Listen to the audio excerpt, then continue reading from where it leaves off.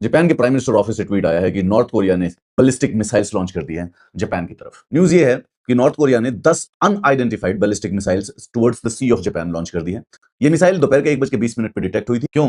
क्योंकि south Korea और United state जो है वो एनुअल मिलिट्री एक्सरसाइज कर रहे हैं और नॉर्थ कोरिया वालों ने उसके अगेंस्ट कुछ कॉन्सिक्वेंसेस को थ्रेटन किया था। लोग कहते हैं कि no good can ever come out of war. War से कभी भी कुछ अच्छा नहीं निकलता। उन लोगों ने शायद किम जोंग उनके मीम्स नहीं देखे। जब से ये ईरान इजराइल वॉर स्टार्ट हुई है, there is like internet is flooded with the memes of this guy, specifically सिर्फ इसलिए कि बेचारा ये बड़ा डिक्टेटर है, इसके पास न्यूक्लियर बॉम्ब भी है, लेकिन ये वॉर में पार्टिसिपेट नहीं कर पा रहा। कोई भी देश, चाहे रशिया हो, चाहे यूएसए हो, चाहे इजराइल हो, चाहे ईरान हो, बेचारा इससे आके वॉर नहीं करता। एंड उन मीम्स का क्रक्स ये है that he is feeling left out. तो एज आई सेड, जैसे कि prime minister office of Japan ने कहा कि कोई बैलिस्टिक मिसाइल लॉन्च हुई है, बोर हो रहा था, क्या करता। इसकी मीम्स का पर्पस ये है कि वो जो आपने मुन्ना भाई का मीम सुना होगा ना, बहुत तकलीफ होती है जब आप योग्य हों और आपकी लोग योग्यता ना पहचाने। कि भाई अगर खामेनी पे अगर आपने अटैक किया क्योंकि वो बहुत बड़ा डिक्टेटर है, तो क्या किम जोंग उन एक डिक्टेटर नहीं हो सकता है? क्या हमारी इज्जत नहीं है कि हमारे ऊपर भी लोग अटैक करें?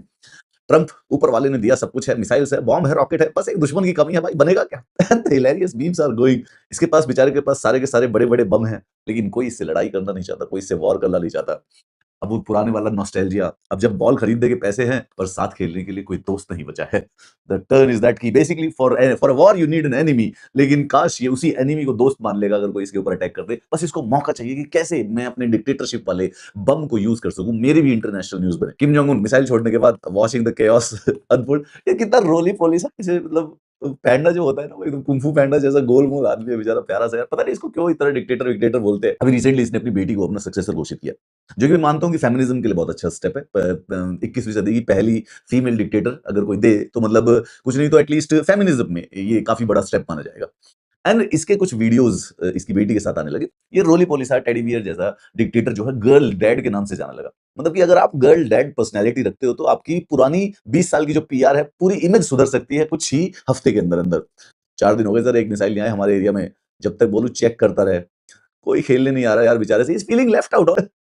किंग जोंग बेचारा खुशी से हो गया कि एक मिसाइल बस नॉर्थ कोरिया में गलती से गिर जाए तो मैं बताऊं सबको, बड़ा इसने मौका ढूंढ लिया है। देखो, लॉन्च वन मिसाइल, खुद को लॉन्च कर दे और इजराइल को ब्लेम कर दे, बस मुझे मौका दे दे, एक बार न्यूक्लियर बम प्रयोग कर लेगा। एक बार चेक करना, किसी ने ये तो नहीं बोला कि मैं छुटका है। And this one is the best one gentleman. उन कंट्रीज को देखो जहां पे मेरे मीम सबसे ज्यादा बन रहे हैं, हम उसके ऊपर अटैक कर देंगे।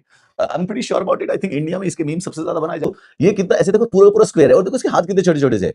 If we can say that there is a cute dictator, well this guy is a cute dictator। अपने बम बनाता है, न्यूक्लियर बम बनाता है, once in a while test करके दिखाता रहता है कि मेरे पास है। मेरे पास है, मैं चला दूंगा। चलाता कभी नहीं, मतलब लड़ाई नहीं करी इसने कभी भी। एक बात देखो तो है डिक्टेटर, कोई बड़ी बात नहीं है, लेकिन बंदे ने कभी किसी से लड़ाई नहीं करी है।